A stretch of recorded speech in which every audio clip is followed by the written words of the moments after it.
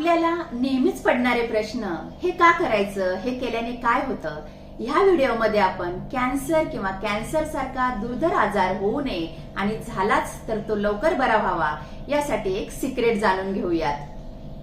कॅन्सरच्या गाठी किंवा पेशी ह्या ऑक्सिजन मध्ये वाढत नाहीत. समजा एखाद्या व्यक्तीने ठरवले मी सकाळ संध्याकाळ 45 मिनिटं प्राणायाम करणार आहे, तर याहून चांगली गोष्ट नाही. हा प्राणायाम 2 ते 3 मिनिटापासून सुरू करावा आणि तो तज्ञ वैद्य किंवा योग शिक्षकाकडून शिकून घ्यावा.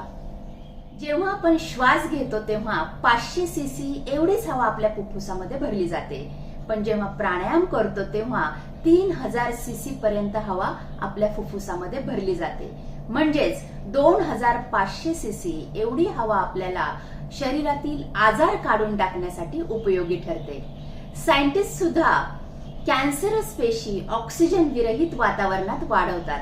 त्यामुळे कॅन्सरस पेशींची वाढ होऊ नये असे जर वाटत असेल तर शरीरात ऑक्सिजन युक्त भूमी तयार व्हायला हवी आणि म्हणूनच आपल्याला प्राणायाम उपयुक्त ठरतो. याबरोबरच योग्य जीवनशैली, आयुर्वेदिक उपचार केले गेले तर आपण ह्या आजारावर नक्कीच मात करू शकतो. याची डिटेल माहिती जाणून घेण्यासाठी आमचे YouTube चॅनलही बघत रहा. डॉक्टर अर्चना खारगे, ज्याची लिंक आम्ही शेअर केली आहे.